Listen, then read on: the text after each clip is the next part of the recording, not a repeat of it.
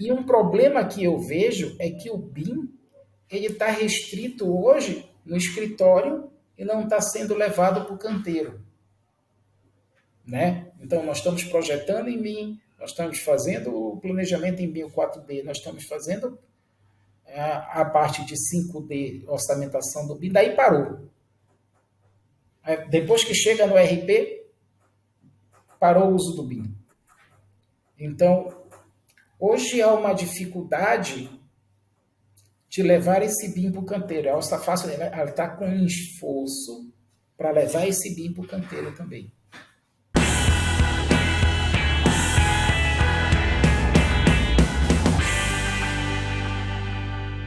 Olá, amigos do Capital Projects Podcast. Eu sou o André Schoma e estou aqui para mais uma conversa aberta sobre os desafios da gestão de projetos de capital. Nós sabemos que o processo de orçamentação de qualquer projeto é um processo desafiador, muito detalhado e de muita responsabilidade, né? Podemos contar com boas bases e com bons sistemas para nos apoiar nessa tarefa é fundamental para que a empresa possa prosperar e chegar a projetos realmente de custos mais próximos da realidade, né? Ninguém quer chegar lá no final e ter prejuízo ou ter muito trabalho no meio do caminho que depois você acaba se perdendo nos processos de controle e assim por diante. Para falar um pouquinho mais sobre esse tema, eu tenho a honra de receber aqui hoje o Antônio Fácio. Ele é CEO do grupo Orça Fácil, empresa que contém a Orça Fácil e a Orça Fácil Prime, dois softwares focados no orçamento de obras pequenas, médias e de grandes empresas e também em órgãos públicos. Fácio é formado em sistemas da informação e pós-graduado em administração e negócios e atua também como mentor no projeto Mentores do Brasil e também como jurado na Startups Weekend. A Orça Fácil hoje tem mais de 180 mil usuários e o time da empresa passa de 80 pessoas. Antônio, muito obrigado por aceitar o convite aqui do Capital Projects Podcast. Muito obrigado, André, pelo espaço e agradeço já desde já, né? Estamos aqui para responder as principais dúvidas e perguntas. Estou muito ansioso para essa conversa, que eu sei que a gente tem bastante coisa para conversar, né? Tanto você como a empresa, né? Suas histórias se misturam e tem muita coisa bacana aí que o nosso público, tenho certeza, quem não conhece vai curtir conhecer. Para a gente começar, fala um pouquinho para a gente como é que você começou a se envolver com a construção, como é que isso surgiu na tua vida, como você decidiu como carreira atuar dentro da construção, né? Para depois a gente entender um pouquinho como é que as coisas foram se desdobrando. Imagina assim, meu pai tinha uma empresa desde 72, eu nasci em 76. Então eu nasci dentro de uma construtora. Não tinha muito o que fazer, né? E eu nasci naquela época que só existia 3 profissões que você podia se formar: engenheiro, advogado ou médico. Se não fosse essas 3 profissões, você estava fora. E como eu venho de um estado muito pequeno, a gente também era criado para ser concurso público. Tinha que fazer concurso público, Mas meu pai era empreiteiro público e não tinha feito concurso público. Mas já minha mãe era concursada do Ministério da Agricultura. Então ela achava que todo mundo tinha que fazer concurso público lá em casa. Sim. É um emprego estável, né? É um emprego muito estável. Só que acontece que com 17 anos, o meu pai, eu com 17, 16 anos, meu pai falece. E aí ficou assim as coisas mais difíceis para a gente, porque meu pai era o esteio disso. Eu tinha uma dificuldade a mais, porque eu ficava doente e ninguém sabia por quê, era do nada. Mas depois de alguns anos eu descobri o que era. Aí a minha mãe ficou, olha, tem que fazer concurso público, e aí eu fazia as contas, né? Eu digo, pô, mas se eu fizer concurso público, eu tinha que ser, no mínimo, um desembargador, um ministro do STF, porque se for para ganhar o que eu quero, eu vou sair preso da Polícia Federal. Fiquei pensando nisso, assim, aí eu disse, não vou fazer concurso público, não. Brincadeiras à parte, assim, colocar rotina, para mim, é muito complicado. Não sou um cara que gosta de ter rotina. Como todo empreendedor, eu não sou um cara que gosta de ter rotina. Então, o concurso público me mataria por essa rotina. E acabei, com a morte do meu pai, indo ajudar meu irmão na empresa que ele deixou. Só que, tipo assim, era um caos a empresa. E por que era um caos? Porque a gente não recebeu nada de dívida que o governo pagasse para a gente, e a gente tinha que pagar os funcionários e não conseguia pagar os funcionários. Olha porque só. a gente não recebia, com a morte do meu pai, o governo falou que não ia pagar mesmo, que a gente era muito menino para receber dinheiro. E eu acompanhei esse processo durante 95 até 1999. Em 99, eu me afasto e vou fazer faculdade de engenharia na Universidade de Alfenas, sul de Minas. Olha, você estava no Amapá, né? Antes. Não, eu saio do Amapá, a minha família toda lá, e vou para Alfenas fazer faculdade de engenharia civil. Eu já estava. Lembra que meu pai morreu, eu tinha 16 anos, então eu já cheguei atrasado. E pegou uma época super difícil, porque ali de 95 até 99, o mercado da construção penou demais, né? Era época de mudança de plano, juros muito altos, então, né, realmente foi um período bastante complicado. Sim, e aí eu me afasto e vou fazer engenharia civil no sul de Minas. Retorno depois para Macapá, estou lá vivendo a minha vida, mais ou menos em 2004, 2005. Eu tenho uma ideia de fazer um software de orçamento. Meu irmão me ensinou orçamentação, porque, infelizmente, na faculdade de engenharia hoje não se estuda mais orçamentação e planejamento de obra. Pois é, passei por isso também.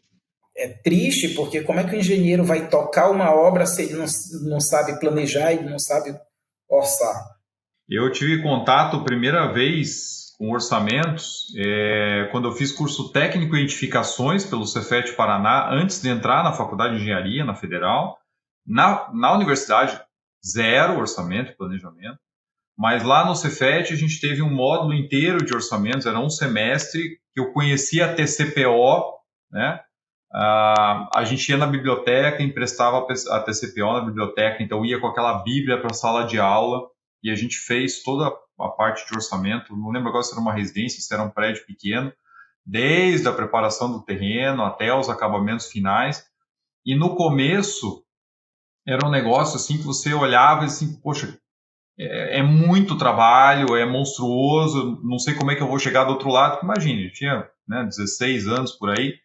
E depois que você começa a entender o processo, entender uma composição de preço unitário, começa a verificar as diferenças entre serviços similares, mas que têm consumo maior ou menor de mão de obra, tem desperdício maior ou menor de materiais, etc. Para mim, acabou abrindo muito os olhos em relação a processo construtivo, ou seja, tem muita coisa que te conta ali pelo orçamento. E como você falou, depois eu fui para a faculdade, já contei essa história aqui no podcast, a gente entra para ser calculista, né? Calculava estrutura em madeira, em aço, né? Concreto armado, túnel, ponte, prédio, etc. E aí você não vê gestão de projetos, você não vê orçamento, não vê planejamento, não vê CAD. Hoje mudou um pouquinho, mas o foco continua ainda sendo cálculo de estruturas, né? Então, realmente, é uma área que a gente precisa atuar muito mais na base e, com certeza, isso ajudaria muito mais os profissionais hoje em dia. Na verdade, não mudou muito, não, porque aqui eu tenho um filho fazendo engenharia, eu tenho o que a gente brinca, a gente é uma startup, então aqui tem os OrçaKids, que são todos os meninos que estão fazendo faculdade que trabalham aqui. Legal. Aí eles mesmos se autodenominaram, fizeram um grupo chamado OrçaKids, é por isso que a gente brinca que eles são os OrçaKids. E eles fazem engenharia, arquitetura, etc. Não tem em nenhum dos dois orçamento de obra e planejamento. Olha. Entre diversas faculdades que eles fazem aqui. Então, não mudou muito essa situação, mesmo em 20 anos para cá, né, André? Pois é. Aí é bem, bem complexo. Mas você estava comentando, né, que começou a pensar que, poxa, preciso desenvolver alguma coisa ou há espaço para atender uma uma necessidade que eu tenho e não estou encontrando uma solução. Como é que foi isso? Isso acontece o seguinte, a empresa do meu pai era focada em público, não em privado.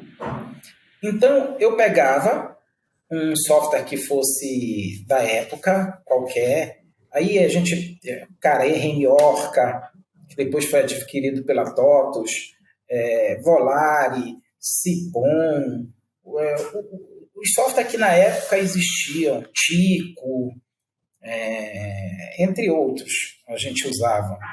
Eu pegava qualquer software desse e eu tinha que fazer o orçamento dentro do software para agilizar na busca de composição, etc. E tal. Mas no relatório em Excel eu tinha que adequar as normas. Porque, por exemplo, muita gente não sabe que existe toda uma legislação por trás do público que você tem que seguir. E os softwares, eles olhavam o privado. Eles nunca pararam para olhar, não, vamos fazer a orçamentação para público. E aí eu tinha que reamarrar as fórmulas todas no Excel. E era um trabalho assim complicadíssimo também, porque tudo bem que eu só reamarrava as fórmulas, mas de qualquer maneira eu tinha que fazer. Pois é. Dava muito trabalho, porque eu fazia num software e dizia, não, isso aqui é um trabalho, como diz o meu filho, não é de Deus. Porque eu já faço num software. O software não me atende plenamente, e aí eu ligava para os softwares que eu comprava, perturbava. Aí ninguém queria fazer. Eu disse, aí tem um mercado que, cara, se eu tenho esse problema, todo o mercado da construção civil que gera esse problema tem. E o engraçado é que não é pouca gente, André. Na época, era 30% gira em torno da orçamentação pública. Olha só. E 30% a gente está falando em valores absolutos, porque se a gente for falar em valores reais, em money, chega a mais de 60% financeiro obras públicas. Uau! Não tinha ideia. Porque imagina o seguinte, eu construo um prédio é 20, 30 milhões, 50. Um rodanel é 220 milhões, um pequeno rodanel. Tá? Se você constrói um porto, é bilhões. Então, tipo assim, quando você pega principalmente valores de obras de infraestrutura, são muito altos. Sim, muito maiores. Estradas, entre outros. E o governo ele precisa, no mínimo, vamos supor que ele não tenha dinheiro de investimento para abrir novas frentes, no mínimo ele precisa reformar toda a estrutura dele já existente. É verdade. Então, financeiramente, os valores que a máquina governamental gira de fazer obra é muito alto. Então eu vi que tinha uma oportunidade ali. Aí nasce, por causa disso, a Orça Fácil, focada em orçamentação pública. Você olhou, bom, aqui tem uma demanda que não está sendo atendida, pelo que eu estou vendo, o foco das empresas hoje tradicionais, né, bem estabelecidas aí, não está nesse mercado, eu preciso resolver um problema que não é só meu. Né? Isso. E aí, houve um outro processo que ajudou muito a gente. Você mesmo falou que você fez na TCPO. Que, mais ou menos, quando foi isso? Meu Deus, vamos entregar a idade aqui, Foi 93, 94. 93, 94. Quando chega em 2013, a presidente Dilma Rousseff, ela baixa uma determinação, ela baixa uma lei, que é a 7983 de 2013, que obrigatoriamente todas as obras públicas precisam usar SINAP. E antigamente a gente só usava a TCPO. A TCPO era uma coisa particular, privada. Pois é. E aí, com a lei 7983, para obras civis você usa SINAP, e para obras de infraestrutura você usa ciclo. E é obrigatório, mas essa lei só é obrigatória para órgãos federais. Ou se você tem um estado ou prefeitura que, de alguma forma, tenha contrapartida federal. Mas aí a gente está falando de 70% das obras, 80% das obras têm contrapartida federal. Olha só. Por que isso ajudou, gente? Porque eu saio de depender de uma base privada para ter uma base que eu tenho acesso, pública, e lançar o sistema com uma base pública. Então, a primeira versão estável do Orça Fácil, ela foi lançada em 2011 como produto. 2011. Porque o Orça Fácil ele não nasceu em uma empresa, ele nasceu como um hobby para homenagear meu pai que tinha morrido, era engenheiro, tudo, tal. Uhum. É lógico que a gente tinha intenção também de ganhar dinheiro, mas assim, não era o principal, não era o foco. O foco era a gente estar lá barateando a tecnologia, porque até a gente lançar o Orça Fácil, se você fosse conversar com um software de orçamento, você tinha que ter, no mínimo, naquela época, R$10.000 no bolso. Você não conversava com software com menos de R$10.000 por ano no bolso. Então, a gente nasce com 2 propósitos. Levar a tecnologia de maneira gratuita naquela época, mais alta tecnologia. E o Orça Fácil foi gratuito muito tempo. Por muito, muito tempo. Uhum. E a gente tinha uma startup, que eu não sabia nem o que era uma startup na época, né? Exatamente. Eu nem conhecia esse conceito. Então, por isso que eu sempre brinco.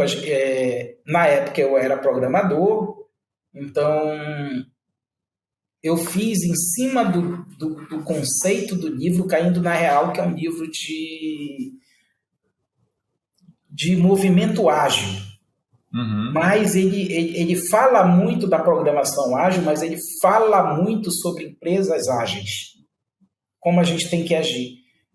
Esse Caindo na Real, ele faz parte do Manifesto Ágil. Então, poxa, naquela época eu fazia a faculdade atual, quando eu falava de ágil, meu professor saía com uma cruz, né? Pô, você está jogando 30 anos de estudo. Pois é. E na faculdade, eu era taxado como louco. Né? Eu e o meu sócio, vocês são loucos, vocês nunca vão conseguir nada, vocês não vão sair daqui do lugar e tal, vocês querem fazer o impossível. Eu disse, não, eu só acho que tem uma boa oportunidade. Uhum. Já em 2015, depois que a gente vence uma Campus Party, aí final de 2014, a gente venceu em agosto de 2014 a Campus Party Recife como equipe de destaque. Olha. Na época, a ACE, que se chamava na época Aceleratec, chamou a gente para ir para São Paulo fazer uma aceleração. Aí eu descobri o que eu tinha que estudar e tudo. E eles botaram na minha cabeça que a melhor homenagem era criando uma empresa de sucesso, não um produto. Então, nós reformulamos todo o Orça Fácil e foi lançada a startup Orça Fácil em 7 de setembro de 2015. Por que 7 de setembro de 2015? Porque, assim, eu fui um cara que trabalhei muito na PIN durante alguns anos. Eu estou falando logo depois do curso de engenharia, em 2004, 2005. Uhum. E aí, em 2006, eu saio da PIN para tentar para tentar começar a fazer o Orça Fácil.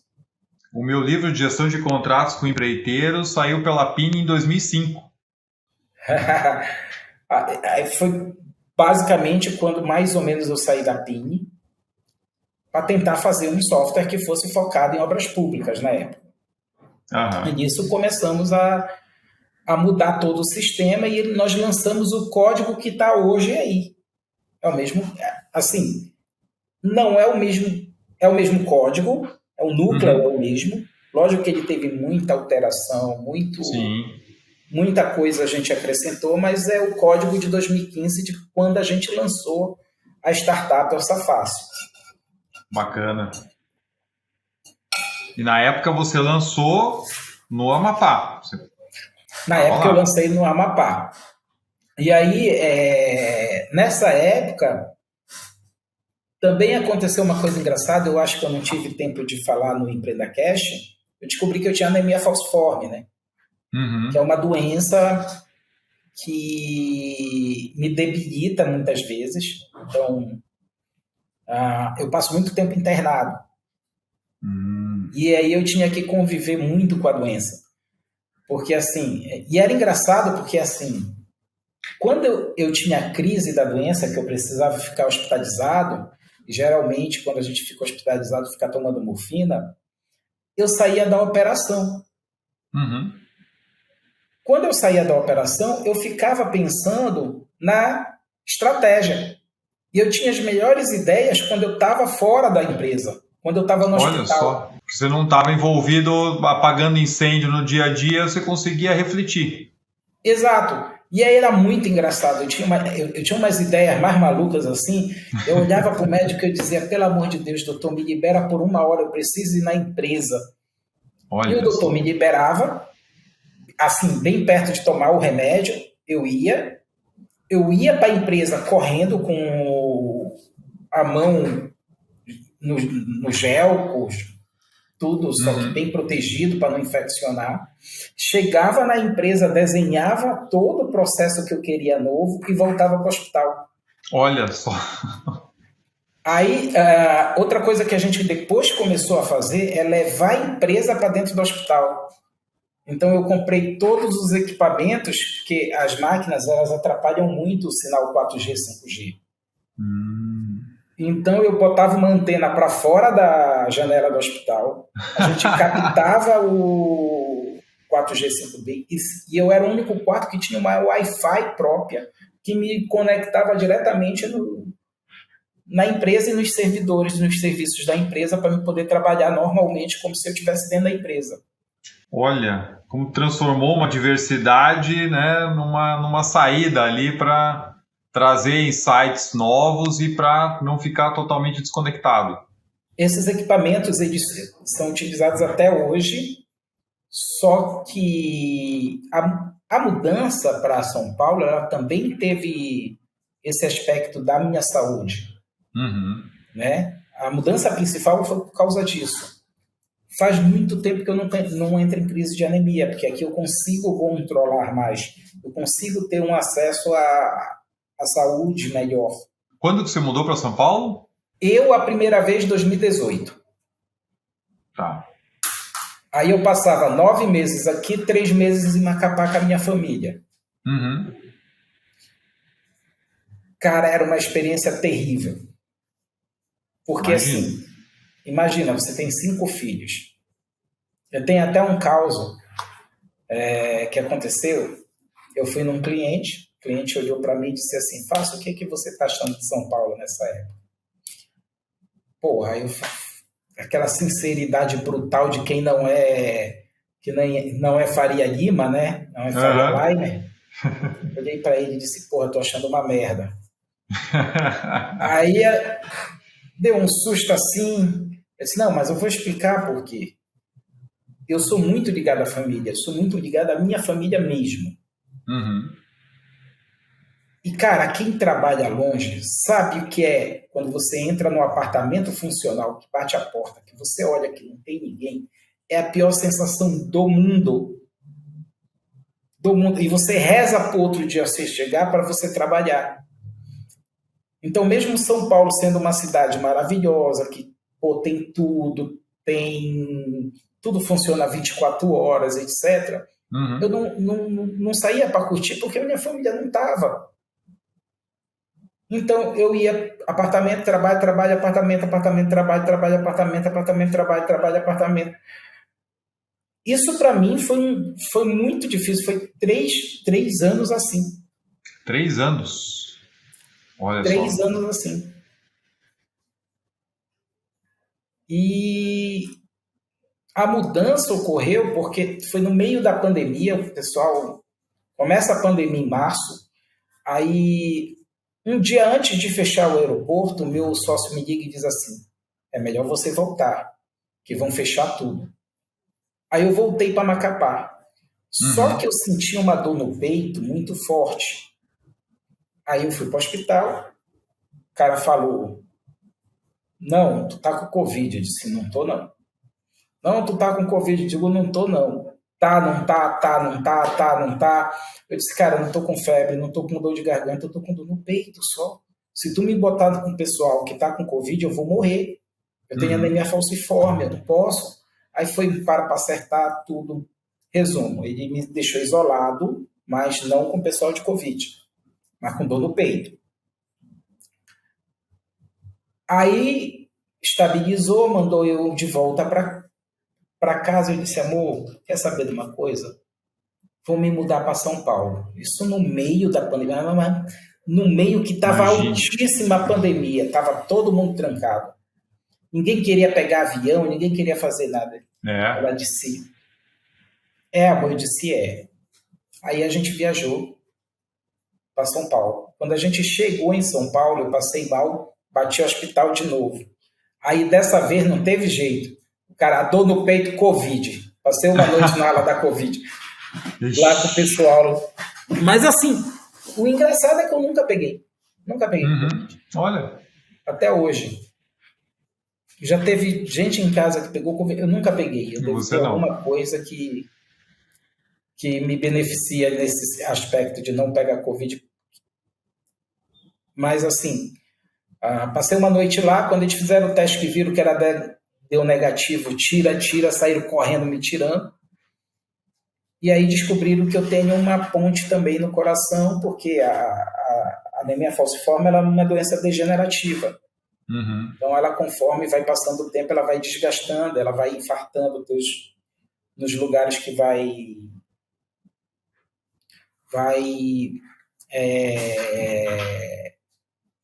que ela vai tendo essas crises, né, de entope os pequenos vasos e aí o oxigênio não chega, então aquele lugar vai morrendo. Isso tudo você vai controlando, né, junto com a tua rotina aí, que imagino que deve ser bastante pesada, né, porque a empresa vem crescendo, cada vez mais pessoas, mais projetos, né, utilizando a ferramenta. E como é que foi esse amadurecimento do produto? Desde a hora em que você lança algo com base naquilo que você tinha como necessidade, né, enxergando aquele mercado, e daqui a pouco você tem a chegada de mais e mais usuários e se tornam milhares e continua crescendo. E aí imagino também que o suporte começa a pipocar no sentido de, poxa, tem isso, preciso daquilo. Como é que foi esse processo de amadurecer o produto? Então, a primeira pessoa contratada foi para suporte, eu já não aguentava mais. Eu conseguia atender 7 pessoas ao mesmo tempo e dar treinamento sem olhar a tela. Olha, de tanto que fazia. Se pedirem para me fazer isso hoje, eu acho que eu não consigo. Eu respondia às 7 pessoas no chat e dava um treinamento. Aí chegou uma hora que realmente ficou muito pesado. A primeira contratação veio o Irã, foi o primeiro funcionário da Orça Fácil, para fazer o suporte e me ajudar. E aí eu já ficava mais nas vendas e o Irã mais no suporte. E começa um processo da gente começar a aquisição de pessoas, assim, questão de meses, assim, de um mês para o outro, contratamos outro dev, de um mês para o outro, contratamos mais um vendedor especializado, de um mês para o outro, contratamos mais outro dev, e assim a empresa começa a crescer de uma forma assim abrupta, porque os primeiros anos a gente cresceu 400%. Isso foi a partir de quando? Mais ou menos começou? A partir de 2016. 2016. E você ainda estava em Macapá, né? Porque você mudou para São Paulo em 2018. Não, eu sim, a empresa só muda para São Paulo em 2021. E aí você contratava lá? Contratava lá. E por causa dessa dificuldade, era muito engraçado o sistema de entrevista do Orça Fácil. Eu sabia que o cara não ia conseguir, porque, imagina, startup, não tinha, eu era a primeira, estava lá abrindo o front, né? Não era bem a primeira, mas tinha dado uma que não tinha ido tão bem como a Orça Fácil. A Orça Fácil eu acho que é a primeira a realmente dar certo, mas a gente nem sabia, nem chamava, eu acho que nessa época, esse termo. E nisso a gente tá formando, eu chegava lá, a pessoa chegava comigo e dizia, me dá teu currículo. Aí eu passava o olho rápido, tinha uma lata de lixo de metal, eu jogava a lata de lixo, jogava álcool, jogava fogo na frente do cara, Na frente da pessoa, a pessoa ficava com um olhão bem grande para a gente. Eu disse, agora bora conversar. Olha. Eu só precisava saber uma coisa dela. Primeiro, qual era o perfil cognitivo dela, se ela podia ser vendedor, que cargo eu poderia colocar. Então, eu usava muito o DISC na época, que foi a ferramenta que eu aprendi. Legal. E a segunda coisa, se ela era autodidata. Se ela conseguia estudar sozinho para aprender alguma coisa. Mas a gente desenvolveu toda a parte de como ensinar os nossos colaboradores a assumir isso, né? Então, é uma empresa que até hoje a gente tem esse DNA de a pessoa entra aqui, não sabe o que vai fazer, seja a idade que for, mas a gente ensina desde o início, passo a passo, tudo, como vai fazer as coisas. Então, esse DNA nasce pela dificuldade. Mais uma vez, transformando, né, uma adversidade num ativo da empresa, né? Então, como você sabia que não ia encontrar profissionais prontos, você precisa ter uma forma de identificar o perfil e casar isso com o processo de treinamento interno e que depois as pessoas possam replicar isso, tanto para elas próprias como para quem vai entrar depois, né? É uma maneira de escalar e tantas vezes a gente fala, né, que a dificuldade de se encontrar profissionais qualificados no mercado e tudo, e sempre vai ser uma situação, né? Mas se você não pensar nos seus processos e na maneira com que você se estrutura para que possa proporcionar o desenvolvimento interno, você vai ficar sempre procurando a mosca branca no mercado, e isso acaba sendo inviável, né? E o engraçado é que tinha uma palestra nossa que tinha um slide que mostrava na época a nossa equipe de vendas. Então, nossa equipe de vendas tinha de porteiro, de escola, até cara que consertava a central de ar. Olha só. E esses caras entraram caindo, matando na venda depois que eles aprenderam, porque eles tinham um perfil cognitivo correto. Eu acredito muito em perfil cognitivo. Hoje mesmo a gente rodou 2 testes. Eu não lembro, o MBTI e o TKI na empresa, porque a gente acredita muito em perfil cognitivo, mas a gente tem esse DNA de ensinar as pessoas a fazer o que a gente deseja que ela faça. Lógico, tem head que sabe dar feedback, tem head que está com uma dificuldade a mais, e aí a gente tenta ajudar. Hoje a gente tem o Edson Poyer na coordenação da operação, que é um braço direito.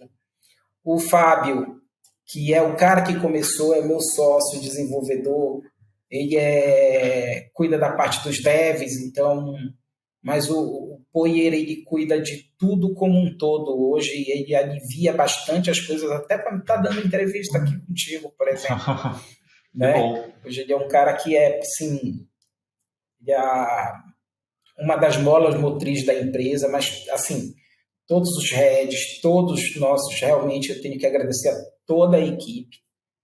É uma equipe que faz a Ossa Fácil crescer, manter os números, e a gente continua, mesmo sendo o maior SaaS do Brasil, continua crescendo muito, muito.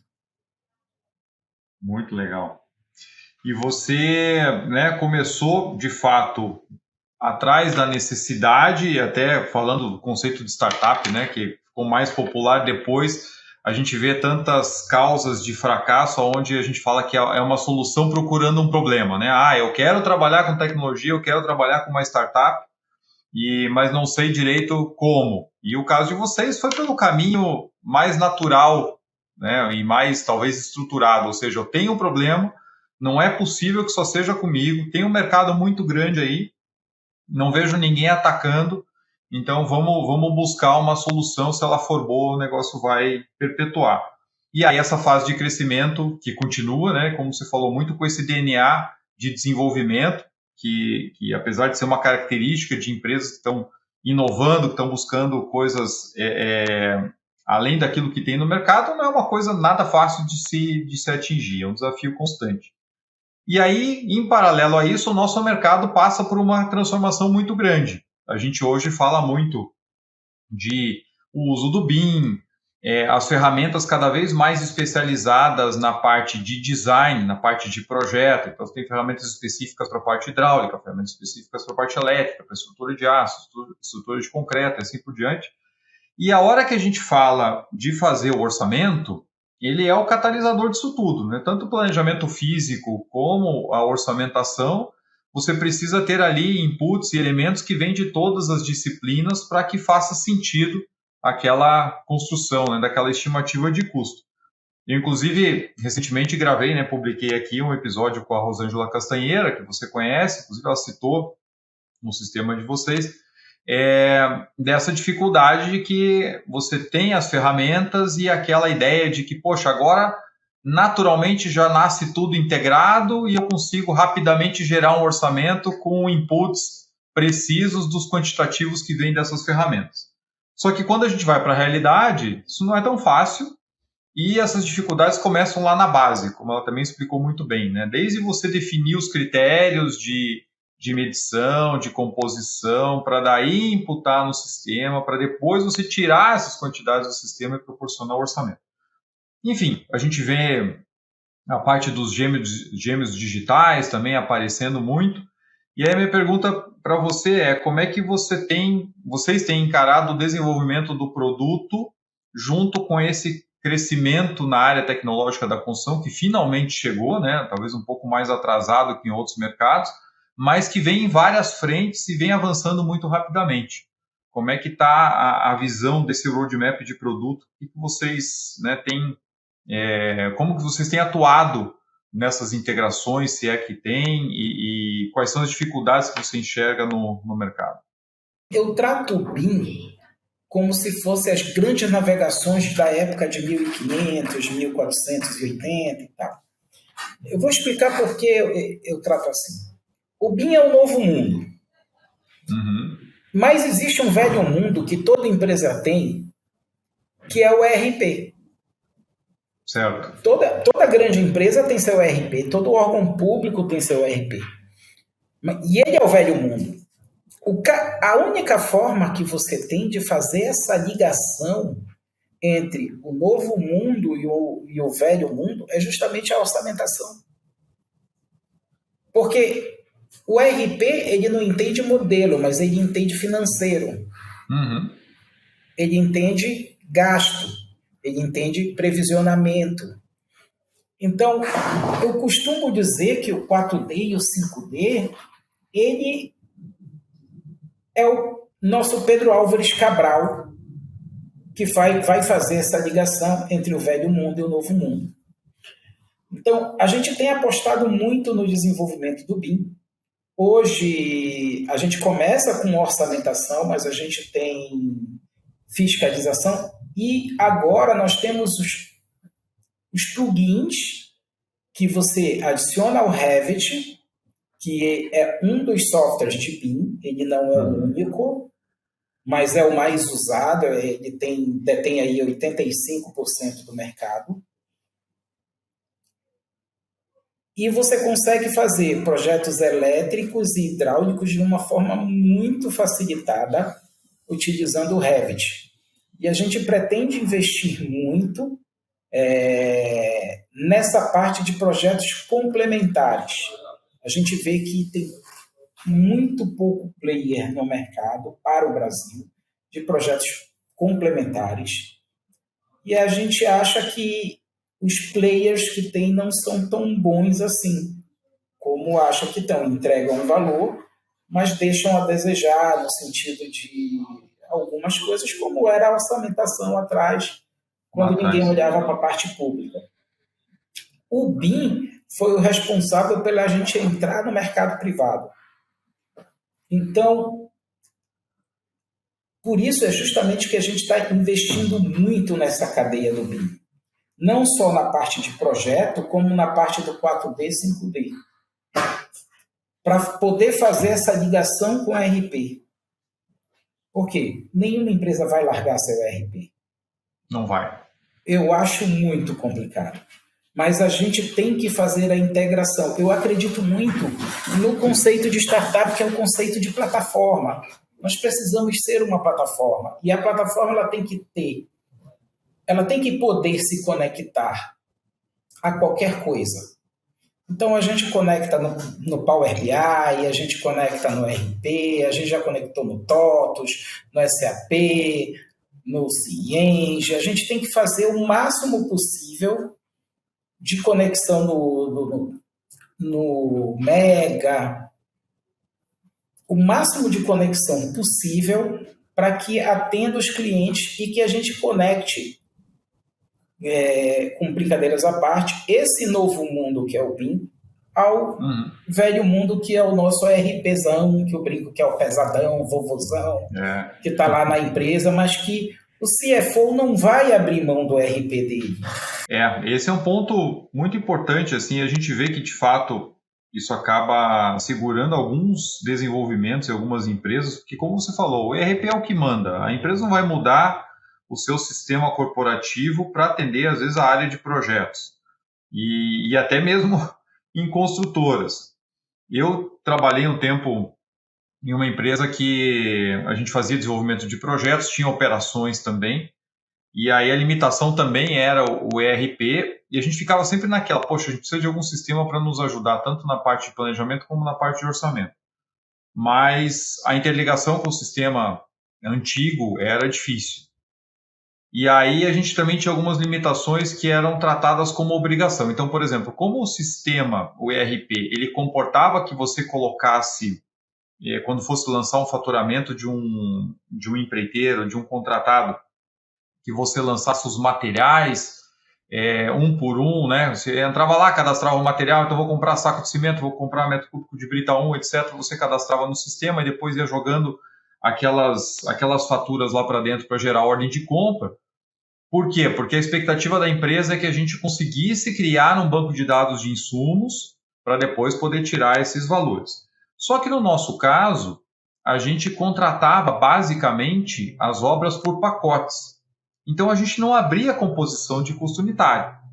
Só que a gente passava a maior parte do tempo no administrativo da área cadastrando material por material para poder lançar, porque a empresa tinha expectativa de que aquilo gerasse algum tipo de banco de dados que fosse útil na hora do orçamento. Mas ficava descasado, porque eu era obrigado a dar entrada no detalhe, mas eu orçava no pacote. Então eu nunca usava a informação de volta, né? Até que a gente conseguiu, depois de quase um ano de conversa, conseguimos convencer a área financeira de que a gente não precisava imputar insumo por insumo ali, porque não era o nosso core, né? A gente era contratante, era como se fosse meio que um incorporador, então deixava isso para a construtora. E aí a gente conseguiu mudar, mas é muito do que você falou, assim, o ERP é o carro-chefe, toda a parte financeira está baseada nele, é aonde se extrai, né, as informações ditas confiáveis, eu digo ditas porque muitas vezes tem muito erro sendo imputado lá para dentro, mas você falar e meter o dedo no ERP, todo mundo vai arrepiar e vai dizer que não, né? Então, de fato, a integração ela é fundamental se você quer crescer e quer chegar em mais empresas, né? Tem que facilitar essa conversa. Exatamente. Então, a gente investiu forte numa API de integração dos nossos produtos justamente a conectar qualquer coisa, desde o Power BI a qualquer RP. Bacana. Desde que esse RP também tem integração, né? Porque sim. tem RP que gosta de ser fechado. Não vou integrar com ninguém e tal. Aí não há nada que a gente possa fazer, porque tem que ser informações bilaterais, né? Tem que enviar e o cara tem que receber e enviar para mim, eu tenho que receber. Agora, quando é um caso como esse, o que a gente faz? A gente geralmente integra por arquivo. Ele é um determinado tipo de arquivo, com certeza. E aí a gente constrói esse arquivo para o cliente, né? Lógico, isso é uma particularidade.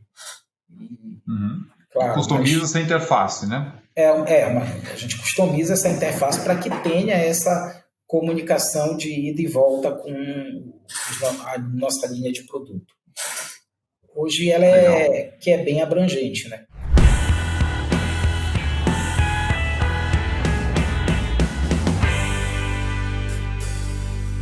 Meus amigos, nós sabemos que a alocação de capital é uma das formas críticas de traduzir a estratégia corporativa em ações.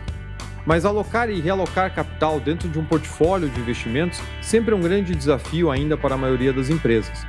Para trazer maior eficiência a esse processo, a Prosper desenvolveu o Teams Ideas, uma solução completa de gestão estratégica de portfólio de investimentos que adota as melhores práticas de gestão de CAPEX para garantir a governança, transparência e alinhamento estratégico ao portfólio. Desenvolvido por uma empresa com mais de 29 anos de experiência no mercado corporativo, a Prosper já foi reconhecida pela Microsoft por 6 vezes consecutivas como um dos melhores parceiros da América Latina em soluções de gestão de projetos e gestão de portfólio.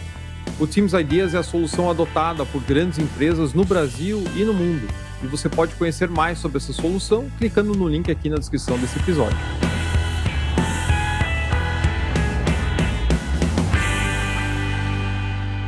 E hoje a gente vê, né, falando em tecnologia, não importa a área, hoje o assunto da moda é inteligência artificial, né? Qualquer coisa que você fale em termos de tecnologia, muitas vezes sem nem conhecer como é que funciona, a gente já começa a perguntar, tá, mas o que vem de inteligência artificial aí nesse mercado? Falando em orçamentação especificamente, é uma área que eu, né, estando de fora, já consigo ver uma série de oportunidades, porque você trata com um banco de dados muito extenso, né? Você tem condições de trabalhar diferenças entre regiões, comparar consumos, enfim, você tem uma base de dados muito grande, se você estiver operando direitinho, né? E essa parte de data science, né? Você consegue extrair muitos insights e muitas melhorias, muitas vezes, para os seus projetos, se você conseguir trabalhar essa massa de dados. Como eu falei, muitas vezes a gente tem, até um ex-sócio meu falava, né, que muitas empresas têm um bando de dados, né, e não um banco de dados, porque tem um monte de coisa ali, tem um monte de lixo, tem um monte de, na parte de orçamentação, critérios diferentes, aí quando você puxa referências de projetos anteriores, você não consegue usar como comparativo, porque cada um usou o critério, né, específico para aquela situação e não pensou no processo em si. Mas aonde tem acúmulo de dados, onde tem repetição de composições, a gente pode imaginar que, poxa, logo talvez os sistemas vão poder nos ajudar a identificar uma falha, a botar alguma coisa que está fora do padrão, né, alertar por algum sentido e até nessa integração de ferramentas começar a fazer algumas tarefas que hoje são manuais, né, de forma mais automática. Como é que vocês estão vendo esse mercado daqui para frente? Bom, lá em 2019, a gente chamou como parceiro para a gente tentar desenvolver uma AI. Na verdade, a gente queria usar o Watson da IBM. Na época, estava na moda o Watson, 2018, mais ou menos, 2019. Todo mundo queria usar o Watson. E eu tinha feito a aceleração da Startup Farm junto com os executivos da IBM. Inclusive, se alguém está me assistindo, executivo da IBM, eles vão saber o que é isso. Um abraço para vocês. Isso é uma piada interna dos executivos da época. Legal. Mas, assim, fui lá na IBM, perguntei, e na época, para você entender onde você poderia utilizar o Watson, era R$300 mil. Uau! Mas eu não tinha esse dinheiro. Ainda não tinha esse dinheiro. Aí e eles deram essa consultoria gratuita para a gente. E aí a conclusão é que a gente não poderia usar o Watson. O Watson ele não é uma machine learning. E eu precisava de uma AI que fosse... nós queríamos que a nossa AI aprendesse com a empresa. Por que com a empresa? É que cada empresa, mesmo estando no mesmo local, ela tem orçamentação muito diferente. Tem. E também o tipo de empresa, como você falou, tem uma orçamentação muito diferente. Por exemplo, quando eu vou fazer para público, cara, eu sou obrigado a usar composição aberta, porque ela é proibida de terceirizar. Não existe terceirização para órgão público. Se eu sou uma empresa e eu ganho uma obra, eu não posso terceirizar essa obra. É proibido por lei. Então, eu tenho que usar composição de custo direto. E aí eu uso as bases oficiais, conforme a lei determina. Se eu sou uma incorporadora, eu não uso composição. Por quê? Porque eu vou comprar o metro quadrado do reboco, não importa. E esse preço está onde? No meu RP. Eu só tenho que ter a capacidade de chegar lá no meu ERP, verificar qual a última data naquele local de preferência e trazer para o meu orçamento. Então, varia muito de cliente para cliente. E eu precisava de uma AI que aprendesse com o cliente e com um tipo de cliente. Aí nós começamos a desenvolver um projeto chamado Mary, que era o projeto que se tornou Sofia, que é Sistema Orçafácil de Inteligência Artificial. Hoje a Sofia ela é um serviço à parte, ela é eu posso conectar ela com qualquer software, inclusive. Ela deixou de ser algo... E isso é um processo que faz parte da internacionalização da empresa. Tá? Apesar que a gente não conseguiu dar ao Watson essa visão, eles treinaram a gente, eles mandaram vários cursos para os nossos desenvolvedores para desenvolver a Sofia. Uhum. E aí a gente tem uma AI muito forte. Eu acho que a gente é o único software que realmente tem um sistema de AI que aprende com o usuário e devolve como insight. Então, em várias partes do sistema a gente faz por AI. Como que ela te ajuda, por exemplo? Ela te ajuda, por exemplo, ela entende quais etapas você usa. Uhum. E aí ela te diz, essas etapas aqui é a que você usa. Depois que você escolhe as etapas, um exemplo muito grotesco do que ela faz. Uhum. Depois que você escolheu uma etapa, ela diz, dentro dessa etapa, geralmente você usa essas composições aqui. E aí você só sai marcando o que você quer. Ah, faltou uma que não está. Você insere e aí já, na próxima vez, já vai te oferecer isso como resultado. Certo. A Sofia hoje ela é gerenciável como AI. Você vai conseguir, na próxima versão que a gente deve subir daqui a 1 ou 2 semanas, você vai conseguir gerenciar a Sofia. No sentido de que eu posso substituir, eu posso deletar algo que eu não quero, eu posso favoritar, eu posso fazer algo. Isso aí já é como é que eu posso te dizer? Como é que o povo diz? Um spoiler? É um spoiler do nome. Olha só. É um spoiler. Então, ela vai ser uma AI completamente gerenciável em todas as partes que ela atua. Mas, principalmente, essa, assim, grotescamente, é onde a gente utiliza a Sofia dessa forma. Agora, ela tem vários pontos onde a Sofia está integrada. Então, compatibilização de base, extração de quantitativo, etc. Tudo a Sofia está inserida dentro do nosso sistema para ajudar o usuário. E o que vocês enxergam para o futuro dentro do mercado da construção? Assim, como é que vocês veem essa área de orçamentação e interligação com os demais sistemas evoluindo aí nos próximos anos? Eu acredito assim que o uso do BIM vai ser cada vez maior, porque existe a lei que os órgãos públicos até 2027 têm que ser obrigatórios estar 100% no BIM. Uhum. Acho que não é obrigatório, mas é tipo assim, é como se fosse. Tá? Só que quando o órgão público ele se adequa a alguma coisa, ele vai obrigar o sistema particular a se adequar. Por exemplo, incorporadoras que dependem da Caixa Econômica para fazer o que a gente chama de GERICA, que é fazer aquele financiamento da obra. Com o tempo, a Caixa não vai aceitar se não for com uso do BIM. A mesma coisa o Banco do Brasil, a mesma coisa a Prefeitura, a mesma coisa... Então, vai haver uma corrida em direção ao BIM muito forte. Uhum. Entendeu? Um conselho para as empresas, para quem está fora do BIM, comece o mais rápido possível para você não estar no meio dessa corrida, que pode ser que falte profissional adequado para fazer você entrar corretamente no uso do BIM na hora que for essa corrida.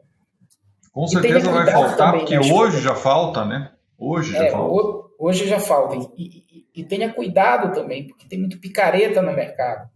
A gente vê aquelas coisas assim, aprenda Revit em 2 horas. Nossa, sonho! Aprenda, é a mesma coisa que dizer, aprenda a falar inglês em 1 hora, 2 horas. É lógico que você não vai conseguir isso nunca. E BIM não é programa, não é ferramenta. As pessoas confundem muito com ferramenta. BIM é processo. BIM é processo. Eu tenho que ter um processo muito bem estabelecido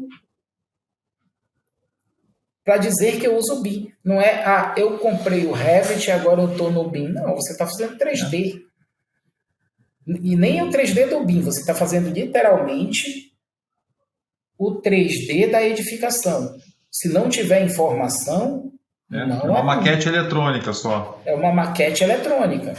Então, tipo assim, tem que ter cuidado na hora que você escolhe esse profissional para lhe auxiliar na empresa. Sozinho você vai conseguir? Não vai conseguir. Que é um processo complicado. Toda mudança de processo, ela é traumática para a empresa. Eu já fiz várias mudanças de processo em empresa, eu sei como é. O pessoal que está acostumado com CAD vai gritar, vai dizer, mas eu sou mais rápido no CAD, e é verdade. Quem acha que vai para o BIM, que vai ganhar velocidade, não é assim. O BIM, ele justamente você vai planejar mais para não ter problema na hora de fazer a sua obra. Exato. O cara que promete que eu vou automatizar o uso do BIM aqui, você vai fazer o que você fazia em 3 meses, vai fazer em 1, está mentindo. Porque a proposição é o inverso. Não, a gente vai passar planejando, mas na hora que nós formos executar a obra, essa obra tem 99% de certeza que não vai dar errado. Vou dar um exemplo de alguns dados que foram passados. Obras em Santa Catarina que usaram BIM. Somente 7% tiveram aditivo. 7%? Somente 7% das obras tiveram aditivo. Olha só.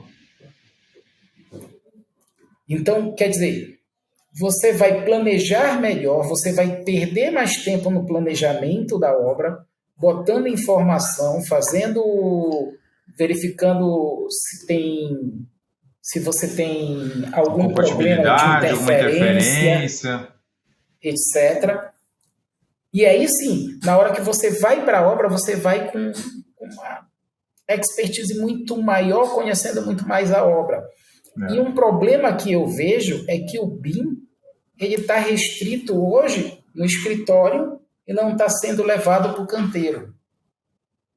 Né? Então, nós estamos projetando em BIM, nós estamos fazendo o planejamento em BIM, o 4D, nós estamos fazendo a parte de 5D, orçamentação do BIM, daí parou. Depois que chega no RP, parou o uso do BIM. Parou. Então, hoje há uma dificuldade de levar esse BIM para o canteiro. Ela está com um esforço para levar esse BIM para o canteiro também. Bacana. É o caminho, né? Porque a gente fala tanto que o sucesso, né? O segredo, que não é segredo para ninguém, é justamente a integração. Você mesmo acabou de comentar, né? Você traz uma ferramenta de orçamentação, inclusive com apoio da inteligência artificial, que está interligada com sistemas em BIM, para você melhorar a qualidade do orçamento do teu projeto, mas, por outro lado, na realidade, você vê em muitos locais o ganho que você teria de planejamento não está sendo comunicado na fase de execução, que é justamente o que você está tentando modelar antes.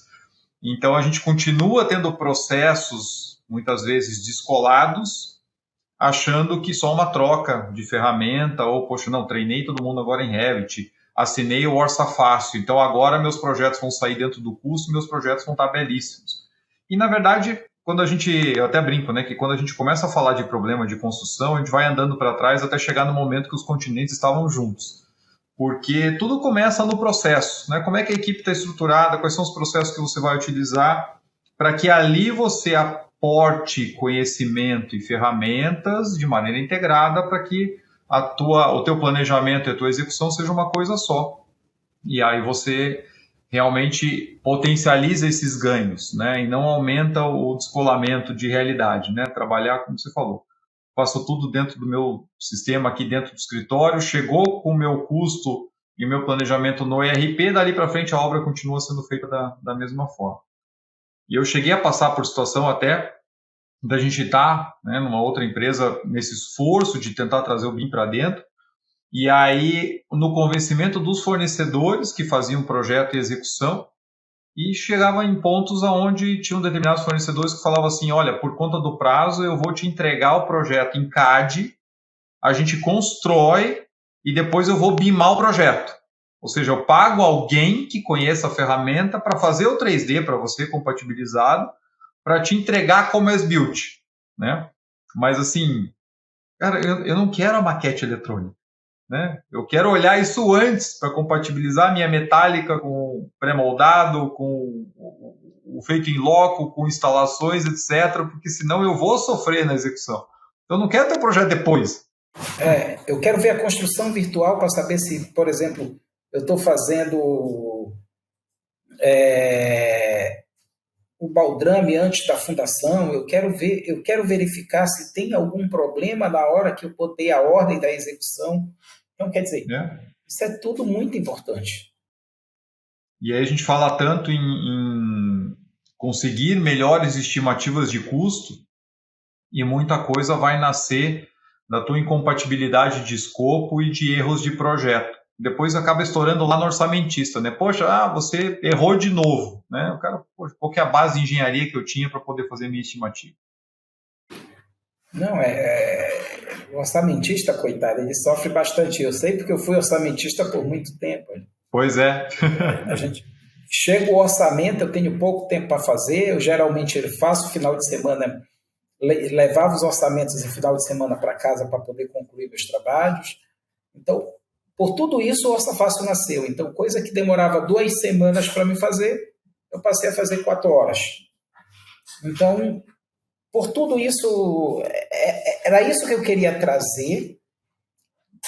E quero trazer ainda alta tecnologia por um preço que seja justo, pelo preço mais barato que a gente consegue entregar isso para o cliente. Essa é a filosofia da Orça Fácil.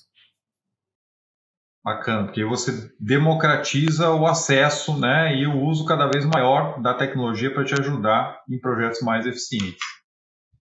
Antônio, muito bacana conhecer mais a trajetória, né, da Orça Fácil e realmente de uma empresa que lá no Amapá você tinha dificuldade, inclusive, de subir o banco de dados das primeiras versões para a nuvem, para que as pessoas pudessem usar. E hoje, né, a gente está aqui num papo de uso de inteligência artificial, melhorar a integração entre ferramentas que são de ponta de mercado.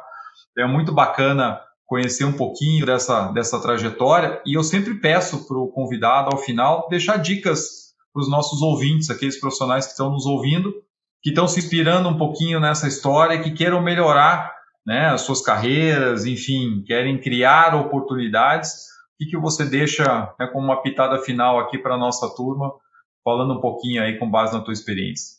Bom, eu quero falar principalmente para os empreendedores, porque empreender trouxe tudo o que eu tenho hoje. Primeiro, verifique se a sua solução realmente resolve um problema. Nunca se apaixone pela sua solução. Ela tem que resolver um problema, ela tem que atender um público. E esse público vai te dizer se atende ou não. E às vezes a gente se apaixona tanto pela nossa solução que ela só resolve para a gente. E esse é o maior caso de fracasso de uma startup. É quando o empreendedor se apaixona pela solução. Segundo, busque o conhecimento, principalmente na área de vendas. Tem que aprender a vender. Eu sou um cara super tímido, mas eu tive que aprender a vender. Você tem que saber vender, porque tudo na vida é baseado em venda. Se não for por dinheiro, é por alguma coisa. Por exemplo, quando eu estou lá, eu sempre brinco, eu estou lá querendo... Antes, quando eu era solteiro, queria namorar, eu tinha que me vender da melhor forma. para me conquistar aquela menina. Tive que me vender para minha esposa. E olha que eu sou um produto difícil, eu sempre digo, eu casei bem, ela se lascou, entendeu? Então, o segundo passo é você tem que aprender a ter técnicas de venda, aprender PNL, aprender a falar muito bem, a entender como o seu cliente vende e, principalmente, entender que preço não é valor. Você tem que entregar valor para o seu cliente, não preço. Então, segunda dica, aprenda a vender. Terceira dica de empreendedorismo. Nunca desista assim, só porque as pessoas também vão dizer que não dá certo. Porque, imagina assim, eu estava no Amapá. Nem a minha família acreditava em mim. Se eu fosse desistir, eu não estaria aqui conversando com o André. Eu estaria lá no Amapá, em algum cargo, ou se eu não tivesse algum cargo, trabalhando em alguma empresa, fazendo alguma coisa, mas não estaria aqui como CEO da Orça Fácil, conversando e dando dica para vocês. Quarta última coisa, dinheiro no início de toda startup atrapalha. Eu vejo muito empreendedor querendo fazer a startup correndo atrás de dinheiro. Ela tem que validar a sua ideia, ela tem que dizer que, olha, eu tenho cliente, aqui esses clientes estão satisfeitos, tem um ou outro problema, porque a gente não adianta, nenhuma suíte de software atende 100% de cliente, do que o cliente precisa. Mas eu atendo uma parte que é uma dor forte e só depois procure investimento, porque eu lembro bem que quando eu comecei a Orça Fácil, meu sonho era ter 100 mil. Mas se eu tivesse pego esses 100 mil, eu tinha torrado com besteira, porque a gente queria fazer evento, queria fazer um bocado de coisa, que não era a hora de eu fazer, era a hora de eu estar focado, validando a minha solução e indo para o caminho para a construção do meu modelo de negócio.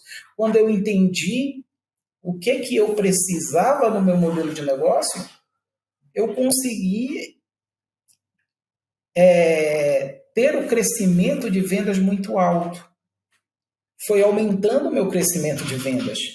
E aí, detalhe, hoje a Orça Fácil é um software 100% bootstrap. E não porque a gente não teve a oportunidade de pegar investimento. Tivemos várias oportunidades de empresas querendo investir, só que crescer com o dinheiro do cliente é o melhor tipo de crescimento. Então, não faça uma startup pensando em pegar investimento. Se você pegar, ótimo, mas saiba bem como você vai gastar esse dinheiro. Você tem que ter um plano muito bem definido, metas muito bem definidas e saber que seu modelo de negócio está muito bem validado. Então, essas são as dicas que eu posso deixar aqui para os empreendedores e dizer o seguinte: nós precisamos de empreendedor nesse país. Empreendedor não é bandido, empresário não é bandido. Muitas das vezes, o empresário no Brasil é tratado como bandido, mas não é bandido. Ele gera emprego, ele gera renda. Hoje a gente emprega 80 pessoas e a gente tem que ter a satisfação de saber que 80 famílias dependem da gente. E a última dica: empresa é feita de pessoas para pessoas. Valorizem muito bem quem trabalha com vocês e valorizem muito bem também seus clientes. Porque é ele que faz esse ecossistema da sua empresa de ser feliz. Principalmente porque a venda, ela significa crescimento, mas a revenda significa que a sua empresa vai durar. Então, se você não tiver um churn, que é a pessoa que compra, mas não compra mais alto, você vai ter um sério problema em pouco tempo, mesmo que você cresça muito.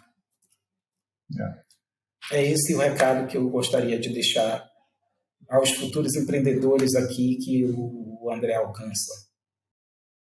Muito bom, Antônio. Dicas muito valiosas de quem está aí no trecho há muito tempo, né? E com certeza consegue passar para nós um pouquinho de como foi essa experiência.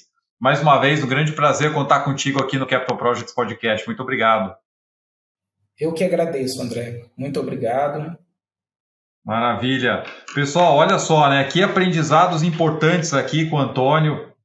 Eu estava aqui fazendo a minha listinha das dicas que ele deixou no final e são coisas para a gente ter sempre na mente em qualquer projeto, em qualquer trabalho, porque a gente ou está empreendendo ou está intraempreendendo. Quem trabalha com projeto é um empreendimento atrás do outro, mesmo que você seja empregado fixo dentro de uma empresa, cada esforço traz um resultado muito significativo ou pode trazer problemas muito significativos para aquela organização. Então, repassando aqui os últimos pontos, as últimas dicas, né? Se apaixonar pela solução e não pelo problema. Vocês viram na história, né, que o Antônio foi vendo o que tinha de mercado. Poxa, isso aqui não está me atendendo, eu continuo tendo trabalho, estou pagando por soluções, mas ainda assim tenho que colocar muito esforço em cima para ter o resultado que eu preciso. E eu estou vendo que eu não estou sozinho nessa. Tem outros profissionais que atuam no mesmo mercado e que não estão encontrando uma solução. Então, partindo de fato para algo que era uma dor muito clara ali do mercado.